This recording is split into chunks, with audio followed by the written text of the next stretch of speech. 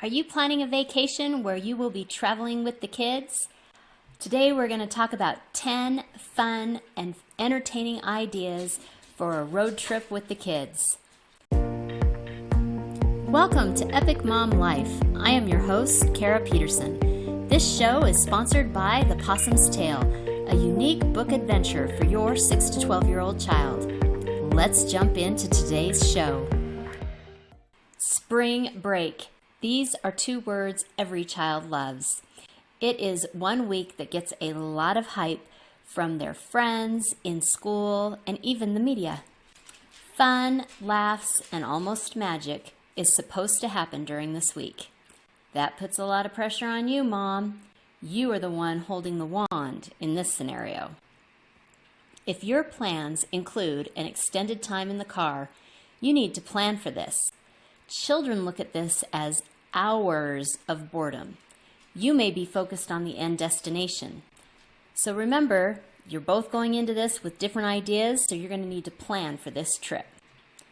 There are a lot of places you can go that are not too far from home. Are We There Yet is the song of a bored child. If you read my top 10 mom do-overs, you would know that I would have actually sought out opportunities for my children to be bored and then taught them how to be creative and imaginative. A road trip is a perfect opportunity to put away electronics and start teaching boredom busters and road trip games and activities. First, we need to prepare for the trip.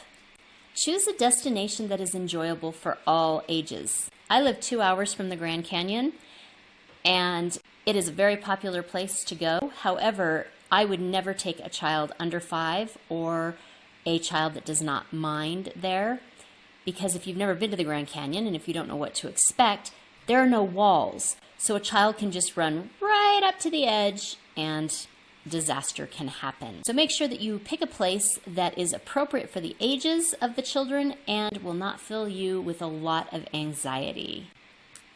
We are hoping to accomplish fun, laughter, and lots of memories for everyone. This also means that you do not want to have to be saying, "Don't do this, watch out for that," or "no" at every turn. Gauge the length of the trip.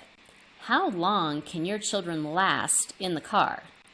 Your goal is to eliminate as much bickering amongst siblings and no's from you as possible.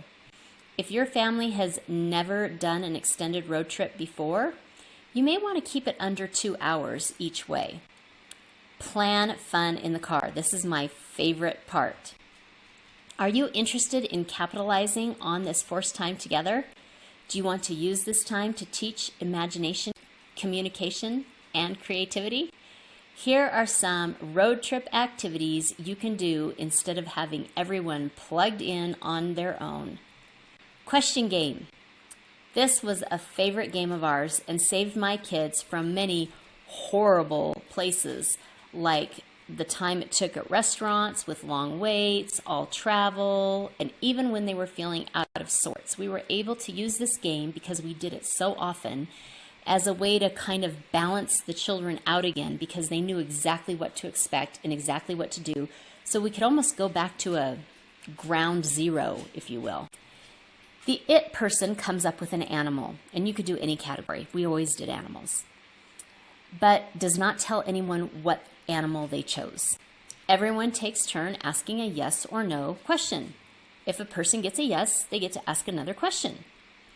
The person who guesses the animal wins, and then that person then becomes the it person for the next round, and the people ask them the questions because they have chosen the next animal. So an example of a good question: does the animal live in water?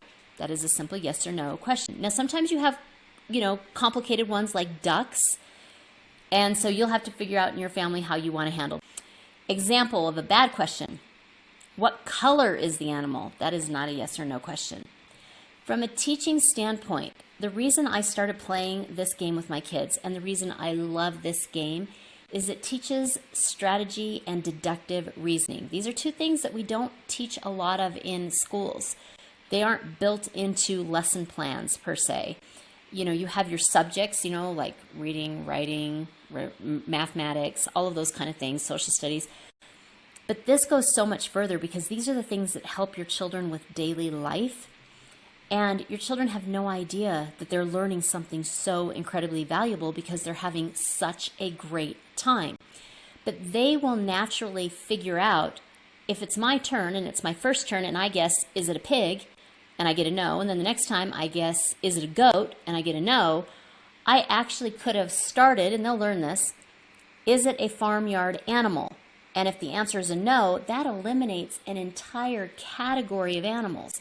And then if somebody else says, does it have 4 legs? And they say no, I'm not going to guess is it an elephant because that's already been eliminated.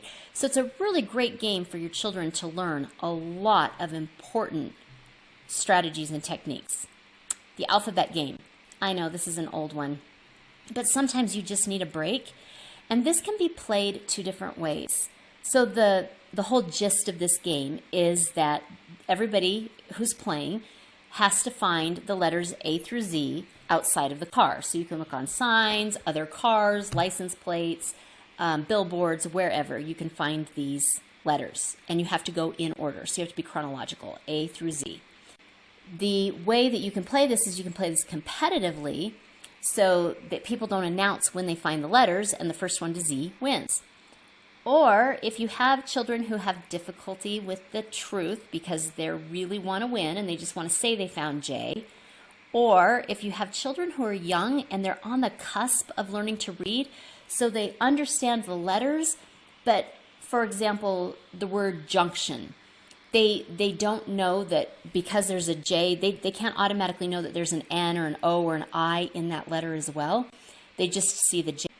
So playing the game as a group where you say, oh, look, there's an A. Oh, look, there's a B. And everybody looks together and you point that out. So it can be played collaboratively. So the whole group tries to get to Z together. And that's a lot more fun when you have people that are of a lot different skill levels with reading, or when you have people who are highly competitive or have difficulty if they aren't finding the letters like other people are. Name that tune. Technology can be a good thing. On most days, I will say it's not a good thing, but in this case, it can be a lot of fun. The first thing you're going to do, this requires some prep before you even get on the road. So the first thing you're going to do is you need to establish what kind of music system you have in your car. If you have a radio and you're using just radio stations, I don't know where you're going if you're going to get the right system, but if you have a music service, this is really easy. Your pre-programmed radio stations on your music service, so I'm going to call it a radio, but whatever that music service is, you're going to have to give up your pre-programmed music stations. Then you're going to go to everyone in the family and you're going to ask them what is their favorite type of music. Country, classics, 70s, 80s, whatever it is. Each person gets one type of music. You're going to program into the playlist, into the radio stations, the pre-selected radio stations, each person's station on that radio. So like we have XM. So on XM, I would find 80s because my husband likes 80s, or I'd find country, today's country for my son, or do you see what I'm saying? So you'd find everybody gets a station. And then you cover the big readout that says who the artist is and what the title is. Then the person who's the selector, who is the person in the passenger seat, gets to hit a button. And then the person who's it gets whatever the predetermined time in your car is. For us, it's 15 seconds, I believe. And that person gets to listen for 15 seconds, and then they have to identify the name of the artist and the name of the song. If they don't get it, it goes to the one person that would be next. They get an opportunity to steal it. And then the selector gives the person who stole it their song. So it just goes round and round and round. But when you're getting the steals, that's how you get extra points. And that's Name That Tune. And it sounds really basic and fun, but it's a lot of fun because the kids get to trip the adults up on their kind of music, and people laugh, and people get stumped on things like, well, I thought Elton John was Billy Joel, or you just get to talking about various things. Categories. My youngest son, Alec, and I actually made this up. Alec is not a big conversationalist if he's just sitting. And he and I went out to dinner one night. And we got a really nice table that was right by the window so we could see out into the area. And there was a road over there and we could see a lot of cars. And Alec was just not saying much. And I was thinking, where's this going to go? And he was 15, so he was too old for categories at this point. He'd been playing it since he was 4. So I was thinking, what are we going to do? And I thought, hey, what does every child like more than anything else? And that is to know more than their parent. So I thought, okay, and what else do they like? They like to talk about something they know. Well, my kid knows cars, and he knows a lot more about cars than I do. We kind of skewed the category game to only talk about cars, and we morphed it with the alphabet game. And so the first person has to start with a make or a model of a car with an A, and then the next person has to go with a B, and then C, and then D. So it could go Acura, Bronco, Cadillac, I don't know, what a DeLorean, whatever that is. So you just go on and on and on, and you keep going and going and going. Alec loves this game, and even though we've played it a bunch of times, so we have very similar cars all the time, because how many times can you come up with certain names of cars for certain letters? He still has a great time with this game, and you can use any kind of category. Who are you? This may seem like a funny question, but in all honesty, how much do we really know about the people around us? We spend so much of the very precious time we have. Because if you think about it, if you go to work all day, or if the kids are in school, that's about 8 hours of the day gone. And then if you have activities or whatever, your really high quality talking to each other time may be down to only an hour, hour and a half. And that may be filled with, did you get this done? Did you get that done? We need to do this, let's eat. It gets into the maintenance of life and not so much the who are we in life. I like who are you because you ask specific questions and the people answer about who they are, how they feel about certain things, what they want in life, those kind of things. And these are more serious questions. These aren't like silly questions. And so the logical question is, well, would a kid even enjoy this? Almost every single child that I have ever met is very opinionated, and they really love to express their opinions. The problem is they don't always have the opportunity to communicate who they are, because there just isn't that kind of time. They're just kind of slotted from here to there to here to there, not in a bad way. A lot of times that's what they want, but they don't get that opportunity to say, well, this is who I am, or even think about who they are. Sometimes just having that question allows them to think about that. I love this game. Where do you get the questions? I found Talking Point 200 Conversation Starters on Amazon, and I'm going to have the link for you in the description notes. There are 2 editions, well, there's many editions, but there's 2 editions that would apply to children. There's the kids edition and there's the family edition. I like the questions in the family edition much better than the questions in the kids edition. Go ahead and check it. But 200 questions is a great way to start, and you can ask every single person in the car the exact same question. Speaking of question games, that leads us to Would You Rather. Would You Rather is a lot of fun. And the difference between Would You Rather and the question game is Would You Rather presents a question like, would you rather eat ice cream or tacos or whatever? So they're silly, they're not very thought-provoking. Some of them are laughter, some of them are hobbies. They're all different kinds of questions. But Would You Rather just gives you the opportunity to ask fun, random things that nobody should be at all having to think deeply about. One person is on the hot seat, and then the other person gets the question, or the other person asks the question, and that's it. So another example could be, would you rather have a pet goose or a pet turtle? I would say a pet turtle because I am terrified of geese. But then you can ask those, why would you answer that? Now, I would have been stuck if they'd said, would you rather have a pet goose or a pet snake? Because then I would be like, oh, I don't know. Both of them sound terrifying.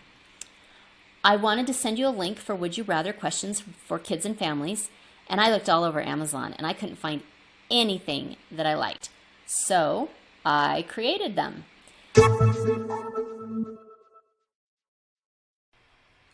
Are you going on a road trip with your kids? How about just traveling with them? How are you going to keep them entertained? I created 100 Would You Rather cards.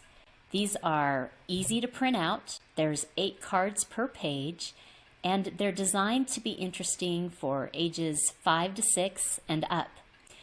A lot of your Would You Rather cards create and focus on questions like, would you rather live forever in the saliva of a giant or a great big booger of a giant?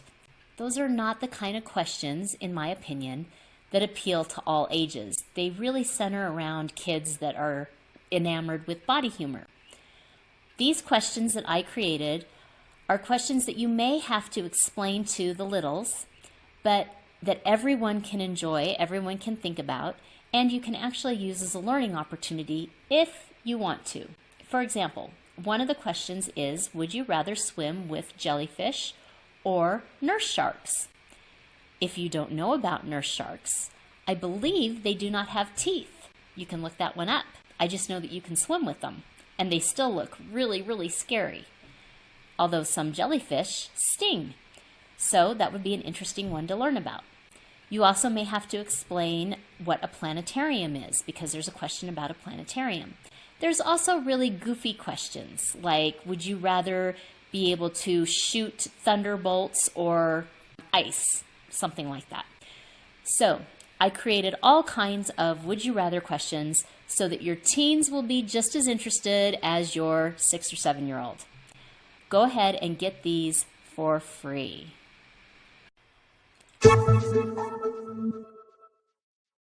And I actually did this on purpose because I wanted these questions to be things that 10-year-olds will find interesting and 12-year-olds will find interesting, but that 5-year-olds can still answer. They'll just need your help. So rest stop activities. You are going to take advantage of rest stops, especially if you're going on a trip over 2 hours. If you're going on a trip, say, for 6 hours in the car, stop often. And if you make these activities specific to rest stops or car activities, your children will look forward to going on road trips because that's the only time they get to do these things. It's almost like a psychological thing. I can only watch TV when I'm exercising, so I can't wait to exercise because I can watch TV. Your kids can't play these games unless they're on a road trip. They can't wait to do a road thing. So come up with some fun games, some fun ways to present these so that the rest stop activities are a lot of fun. First thing we're going to do, and this is more beneficial to you, but it becomes something that's a habit and they will do it and they'll do it often. It's called Grab 3. Everyone scours around the car, and you can change it based on how much stuff you've got in the car. And they grab 3 things that need to be thrown out each, and they race to the garbage can. That's it. But they get to run, they get to grab stuff, and your car gets clean. So it's a really basic thing, but it's great. Balance on a curb.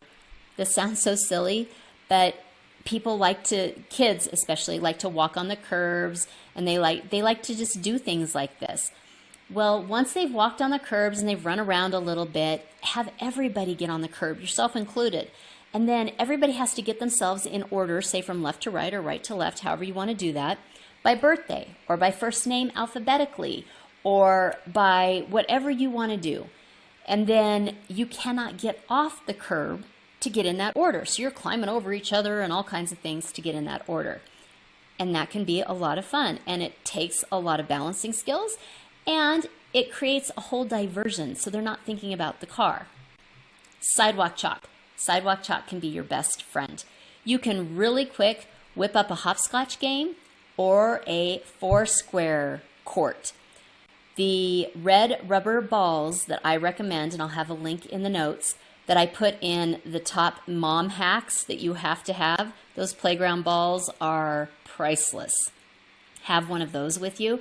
Put those in there and you can play around, or you can play 4-square. Run. Don't underestimate running. There are all kinds of tags that you can do. If you remember playing tag on the playground, there are tons of them. There's cartoon tag, there's freeze tag, there's animal tag, there's duck, duck, goose, and my favorite is sock tag.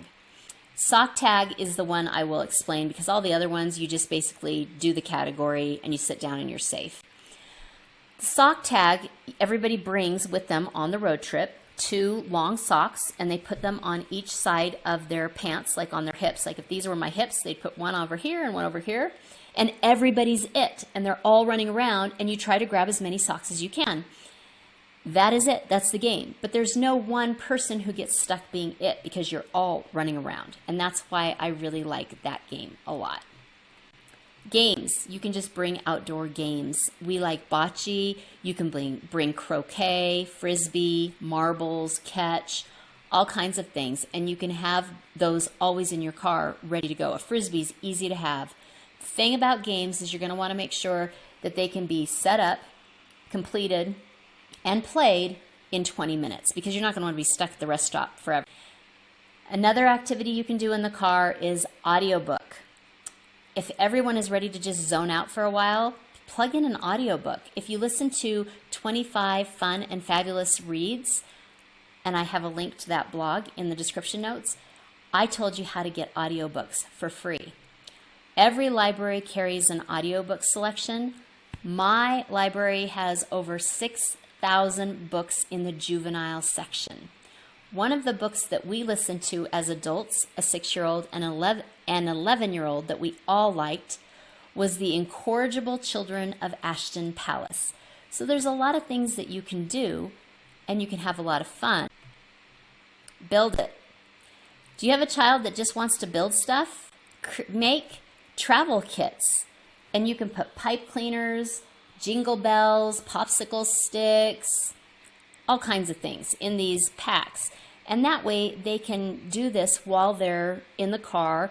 And you can go to Pinterest before you even leave, and you can come up with 12, and you can come up with hundreds, but I'm just thinking 12 activities that you know your child can create using the stuff that you have in their travel kit.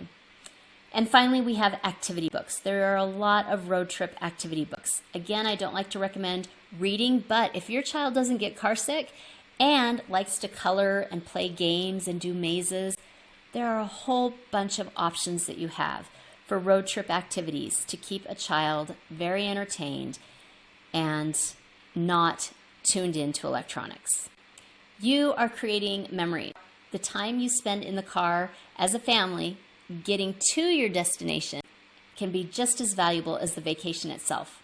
With a little preparation on your part, the children will be entertained, the electronics can be turned off, and you can all interact with each other cheerfully and peacefully. The children's movie quote this week: "Life has no remote. Get up and change it yourself." Charlie Brown. If you are hearing this message, you've listened to the entire episode, and for that, I want to send you a huge thank you. Please leave me a comment or review and share with other moms you know. Get in touch in the comments or on Kara's social media networks. See you next week for a new episode.